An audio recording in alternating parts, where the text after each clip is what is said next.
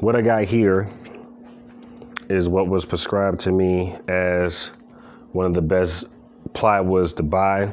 You really can't get like redwood as a plywood and stuff like that, which is a really light wood, but this is just normal, you know, treated plywood. The key thing though, what a lot of people may or may not know is the depth. I had to look up the depth in which I should get, what was the best size to get, you know, because they offer a lot of different choices. You know, this is like 20, 30 seconds and all these 30 seconds. But the board here is 11 30 seconds. 11 30 seconds is the size of this board, and that is perfect for what you're trying to do. It's still very lightweight. I'm able to pick that sheet up like it's nothing. I'm able to carry all this aluminum around like it's nothing. So combined, I feel like I didn't add a lot of weight to the boat. We'll see once this all comes together. There's no way to just tell from what I'm just saying to you. But you know, for the basis, I did some measuring there. So basically to start, I got my hands on a giant piece of cardboard from my workplace. It's like a box to a dryer or a washing machine or dishwasher, something of that sort, you know. It's just a huge box from an appliance box. So basically what I did was I pretty much just laid the board over the top of the boat in all the corners here to there, all the way to there, and whatever the case may be. And I tried to just trace it with a marker. So I ran the marker around the very edge of the boat, along the outside of the boat, to get a rough design of how it should look. And you know, of course it was way too big. So then I took some scissors, I cut it out, and then I just slowly cut the corners as I needed to get it down, and just laid it there, and then cut it with a razor knife and just slid it down and just laid it in there. I say all that to say that this is nowhere near perfect. Like it wouldn't be what I use as a diagram to cut my board. But it is useful as a diagram for showing you where you want to cut your board and how you want to cut your board. So what I discovered is that when I use this piece of plywood, if you lay when you use this piece of cardboard, when you put the cardboard in the boat like you're going to do normal things, you just get a measuring tape and lay it over the cardboard, and then I use the cardboard to basically write the numbers on. So I used it because that's what I intended to do as a molding, but since the molding didn't come out right, I just used it as a way of diagramming my actual sizes that I should be using. As you can see here, I started with 30 and a half because that's what it was across the very front of the bow. And then you go from 30 and every couple of inches, like from, I think it was like 5 inches, 7 inches, and about 8 inches. And I started getting to a point where I was doing like every 10 inches, and you realize it was going up exactly 2 inches wide all the way across the bottom, you know, for the majority of the time, all the way down to 44 1/4, which is what the bottom, which is what the end is on the bottom at the back end of this boat. Once I got that figured out and how long it's going to be 80 inches across that way, I basically just used this board as a diagram to write my information, and then I started marking my numbers, and then basically I came up with the ruler and I just measured what was the distance between these two. All right, that, and I just added and I just centered the board. So now when we get to this part, as you can see, my line is drawn, but you can see all my extra lineages, I don't even know what I'm saying. All my extra lines are there. All my little corners where it dropped down and where each notch was at, and as it slowly got wider and wider and wider all the way around, which is basically following the shape of the boat almost exactly in straight lines, and it almost looked like it was drawn to perfection. As it goes around that corner there, it just keeps going. So basically, and it's centered, all these little markings in the center of the board are me centering the board the whole way through to make sure that that thing didn't move, shift, or anything. It was very time consuming, but I got through it and it wasn't a problem. So now I want to get to cutting. So stay tuned. Let's see what I can get and lay this thing in here and see what it's looking like.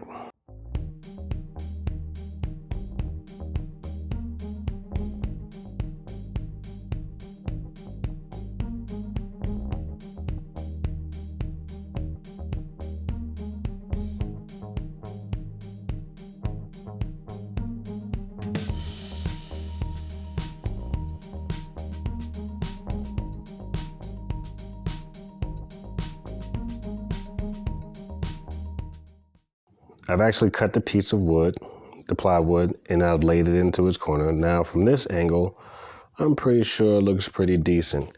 And truth be told, which is my greatest fear, I can most definitely walk on it. Now I have some soft spots. I realize there's a soft spot over here in this corner, and there's one over here in this corner. And there's a few soft spots here and there. I still need to shave it down a little bit along the edge because I can't get I'm not gonna be able to put carpet on here properly and seal it and wrap it and staple it in certain points. That's not actually on there. Something similar to that's gonna be there, leading back to the back piece, but it's just a leftover piece of wood from this that I wanted to see how it looked when it sat there. So all in all, she looks good. She looked like she might do the trick. But now that I've got her set up here in the spot where she will more than likely be, I realize what I need to do, which corners I need to shave, which areas I need to shave down a little more, and where I need to put supports to keep the board from flexing in certain areas. So got more work cut out for me, but I'm ready. I've cut out the back panels there. I cut out the back panels, also cut out the front panels here and laid the doors in kind of in the position I was going to get into. Now my only problem is that right here,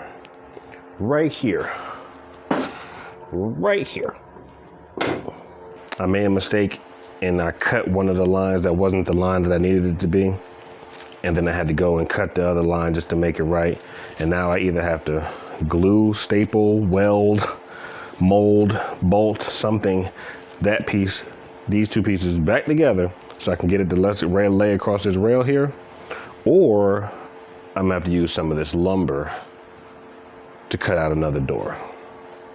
I don't know how that's gonna work out yet, but we'll see. My next main focus is really just gonna be figuring out what to do here and get this piece put together. But I don't need an entire garage for that. I basically just want to get through exactly what I've gotten through, cut these holes. The only problem I'm fearing is that this stuff right here is really weak, but where it is sitting on that bar, it's pretty dang on sturdy, so I may not even worry about it. Please believe me when I tell you that whatever it is you thought you had budgeted for this thing, budget more. Whatever time frame you thought you was going to finish this in, add some more time to it, because I'm a week into where I started and I'm only still right here. Of course, I work full time Monday through Friday, so that only gives me a little bit of time to come in and, be a dad for like 2 seconds, eat some food, and come back out here. And I can't be making noise all through the night because the kids sleep above the garage, so therefore, I can't be sawing and hacking all night to keep the kids up. So it's just been a long, slow roll process. If you got 3-4 days where nobody can bother you for 3 or 4 days, yeah, I'm pretty sure you can knock this out in no time. Me, I got a busy life, dad, got things to handle. It took a while. So don't think that you can get it done really quickly unless you really have unlimited time and no one's gonna bother you. All right, this is where we at. I've taken everything down taking everything apart, put all my pieces over there. That's just trash, but we got the boat posted up here to be blown out and cleaned out, getting it ready. So she's going through her final stages. All right. While I got y'all here, I'll go ahead and finish pointing out all the stuff I've done. This is the railing in the very back of the boat. You know what I'm saying? This right here is going to be the opening container. There's going to be the bilge pump going through the lower wall there that sucks the water into my live well when I get that going. This is going to be the battery storage area. It's going to be just a little open top with the battery box and battery in there. This is going to be a storage container for bait boxes and various things like that. So it's going to be a plastic sealed up container just so it doesn't touch all the way to the bottom where the drain plug is at. Oh, it's getting windy out here. You know, this is the seat. This is where the seat used to be, but the board and all that'll lay on there. There'll actually be a board laying from here to the floor. I've already cut. There's a board here and a board across the top of this thing here. And this board will actually open. I will use that like a storage for oars and various things like that. There'll be a board here, across here, a board across here, and then of course the front deck, of course, which everything's already cut out for. Here's the part I didn't actually record, okay? And that was me shellacking all the dang on sealer on all this wood. For me, I felt like it'd be time consuming and tedious. I don't really feel like you need me to show you how to shellac paint onto some wood, okay? So that's why that part is cut out. But if you look close, you can see the shine and the glisten on the wood, because it definitely did not come this way. It's very fine and shellacky. It's actually been almost 24 hours since I did this. This is what I used here to gloss up and seal up this wood. It does everything. It's UV, mold, seals out water, pretty much does everything. All this is my top front deck set up and sealed. That is my back deck set up and sealed. These are all my doors here, and those are my side framing here for these pieces here. Okay, so yeah, so basically it took a really long time to get all this wood together. I spent hours on it. I had to go to this Home Depot and buy a new brush. I had to do all this stuff to get this thing to working right. And, you know, it was just taking its sweet little time. But the way the paint set up is you can only paint once, one coat every 4 hours. One coat every 4 hours. Now, to a professional painter and someone who deals in this kind of stuff, that probably sounds normal to you. Like, yeah, I expected you to wait 4 or 5 hours before you painted it. But for me, not a professional painter, I was definitely not expecting to wait 4 hours for some paint to dry. So what I did was I painted it on all the pieces at one time as I could, and then I basically gave it about 2 hours, and about halfway through the time I flipped the board over and painted the other side, and then let that sit for 2 hours. And then when that 2 hours was over, it was time to add the coat to the other side. So I just kept doing that in a rotation until I got all the pieces painted. And then by the time I got to the last set, the pieces of the board that were the board pieces that were designed to be on top, to where the sun's going to be on it, the part that you're walking on, the parts that face up, I left them facing up, so that way whatever's dripping, the sealant that didn't, you know, whatever's running, all of it will run off the side into the floor and possibly around to the bottom of the board where you can't really see it. And that's really what I'm trying to go for. So that's why it all looks like that. So basically, I'm doing really well. It's proceeding really well. Few days into this project, so hopefully it can just continuously keep going and not keep, you know, not run into any more stalls. Because now that I've got the tank pretty much put together and cut out and designed how I want it to be, I just got to pretty much seal it and make it as waterproof as possible. I've pretty much almost completed everything except for carpeting it, which I'm pretty sure is going to be its own struggle, trying to get the carpet on there properly. And then there's going to be the reseating it back on the boat, and then